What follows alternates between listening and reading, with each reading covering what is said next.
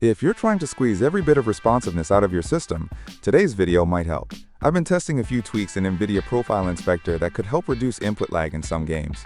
These settings aren't exactly new, but they're often overlooked, and depending on your setup, they might give you a small but noticeable edge, especially in fast-paced games like Fortnite, Valorant, Apex Legends, or Call of Duty.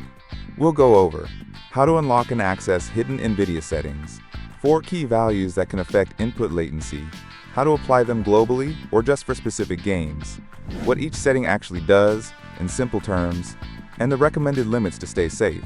Quick heads up, these are advanced settings and might not work the same on every system. Always make a restore point before changing anything. Use at your own risk. Also, if you're new to NVIDIA Profile Inspector, I made a full video explaining how to set it up and what it does. Feel free to check that out first if you need a walkthrough. Alright, let's get into the tweaks. To follow along with this guide, you'll need to download NVIDIA Profile Inspector. It's a lightweight, free, third-party tool that gives you access to hidden driver settings that aren't available in the standard NVIDIA control panel. These extra options can be really useful for fine-tuning performance, reducing input lag, or customizing how your GPU handles specific games. I'll leave an official GitHub link in the description so you can download it safely from the source.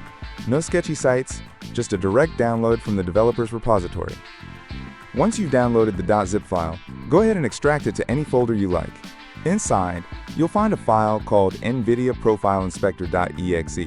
That's the one you want to run. No installation required. Once you launch it, you'll see a drop-down menu at the top of the window. This lets you choose between different existing game profiles, like Fortnite, Call of Duty, or Valorant. Or you can select the global profile if you want the changes to apply to all games across your system. From here, we'll start tweaking a few specific settings. Let's go! Before we start editing any values, there's one important step you don't want to skip. Take a look at the toolbar near the top of the NVIDIA Profile Inspector window. You'll see an icon that looks like a magnifying glass with 2 small gears next to it. Click that. What this does is enable the option to show unknown settings from NVIDIA predefined profiles. Once that's turned on, the app will reveal a bunch of advanced and hidden driver settings that aren't normally visible. These are the settings we'll be working with today, and without enabling this view, you won't be able to see or change them. Some of these options are experimental or used by developers, so be sure to follow along carefully and don't change anything unless you understand what it does. The 4 key settings we're changing now. Let's break down the 4 main tweaks we're going to focus on, what each one does, why it might help reduce input lag, and exactly how to apply them the right way. Max pending command buffers, what it does. This setting controls how many GPU command buffers can be queued up and waiting to be processed. In simpler terms, it's about how many instructions the GPU holds in line before executing them. Reducing this value can help lower the input delay between what your CPU sends and when your GPU actually acts on it, which can lead to noticeably snappier responsiveness in some games. However, there's a trade-off. Setting it too low may reduce overall throughput or even cause stuttering, especially in heavier games or systems with lower-end hardware. Recommended value. Set this to 1. This is a good balance, low enough to reduce latency, but not so low that it risks causing instability. Important, do not set this to 2. That's not a valid input, and could break rendering completely, or cause games to crash or behave unpredictably. How to find it. In NVIDIA Profile Inspector, scroll down to Section 8 Other. You'll find the setting labeled Max Pending Command Buffers. It's usually near the middle or bottom of that section, depending on your driver version. Once you spot it, click on the value field and type in 1, or select it from the dropdown if it's available.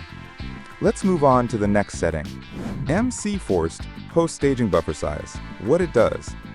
This setting controls the size of a staging buffer that helps transfer data from your CPU to your GPU.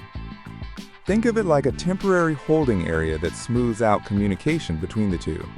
By increasing the size of this buffer, you can potentially improve performance in certain workloads, especially games or programs that frequently send large amounts of data from the CPU to the GPU. Larger buffers can help maintain smoother performance by avoiding bottlenecks, but they also use more memory.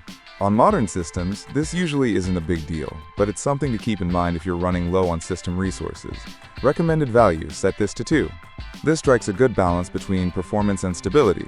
It can improve data flow without putting too much pressure on memory. Warning, don't set it below 1. A value of 0 can cause graphical glitches, crashes, or other unexpected behavior in some games and apps. Stick with 1 or 2 unless you really know what you're doing. How to find it? This setting is easy to locate. It's found in Section 8 Other of NVIDIA Profile Inspector. Just click the value, enter 2, and you're good to go. Next up, we'll look at another setting that can help fine-tune how your GPU handles rendering timing. OGL_buffer shared threshold. What it does. This setting controls how aggressively OpenGL manages the memory buffers shared between your system RAM and your GPU's VRAM. In simpler terms, it decides when data gets moved between your GPU and the rest of your system based on how much memory is being used. Lowering this value can make those memory transfers more responsive, which can reduce input latency, especially in games or apps that rely heavily on OpenGL. However, there's a trade-off. Lower thresholds can also reduce overall performance or lead to minor FPS drops because the GPU might be moving data back and forth more often than necessary. So it's a balance between responsiveness and raw performance. Recommended value, set this to 8. This gives you a good input latency improvement while avoiding the performance loss or instability that can come with values that are too low. Lower equals potentially better input latency. Higher equals slightly better FPS but less responsive controls. Warning: it's not recommended to go below 8, especially if you're on an older GPU. Doing so can cause stutters, reduced frame rates, or even rendering issues in some OpenGL-based games and applications. How to find it? You'll find this setting a little further down in Section 8 Other in NVIDIA Profile Inspector. Look for OGL_POM buffer shared threshold. Once you locate it, enter the value 8 and you're set. Now let's move on to the final tweak, one that deals with render ahead limits. OGL_POM default buffer size. What it does. This setting defines the default size of memory buffers used by the GPU when running OpenGL applications. These buffers are used to temporarily hold data during rendering, kind of like a workspace for your GPU to process frames efficiently. Just like with the previous setting, OGL_POM buffer shared threshold, there's a trade-off between input responsiveness and overall performance. A smaller buffer size can mean quicker updates between the CPU and GPU, which might reduce input lag. But if the buffer is too small, the system could struggle to keep up during heavy scenes, leading to dropped frames or reduced performance. Recommended value, set this to 8. This is a stable and safe value that offers some latency improvement without hurting FPS or system stability. Lower values equals better responsiveness. Higher values equals smoother performance under heavy load. Important: don't set this below 8 unless you really know what you're doing. Going too low can cause instability, frame pacing issues, or other rendering problems, especially on older or less powerful GPUs. How to find it? You'll find OGL_POM default buffer size in Section 8 Other of NVIDIA Profile Inspector, typically right near the previous buffer settings we just adjusted. Once you locate it, simply set the value to 8 and you're good to go. That's the last of the 4 main tweaks. Up next, I'll show you how to apply these settings, either globally or for specific games. Once you've adjusted all 4 settings, there's just one final step to lock them in. Look toward the top right corner of the NVIDIA Profile Inspector window. You'll see a small checkmark icon. That's the Apply Changes button.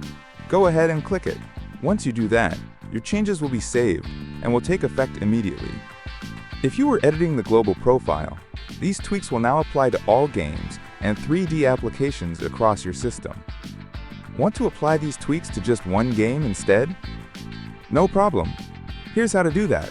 At the top of the window, click the drop-down menu. Scroll through the list and select the game you want to customize. For example, Fortnite, Valorant, Apex Legends, Call of Duty, etc. Once the profile loads, make the exact same changes to the 4 settings. Click the Apply Changes checkmark again to save. This way, only that specific game will be affected by the tweaks, which is perfect if you want to test performance changes without altering how your other games behave. That's it. You're all set. In the next section, I'll share a few tips on how to test if the changes actually made a difference. That's it for today's video. Just a small tweak that might help you reduce input lag and sharpen the feel of your games. I hope it helps. And if not, at least now you know where some of these lesser-known settings live. Take care, and I'll see you in the next one.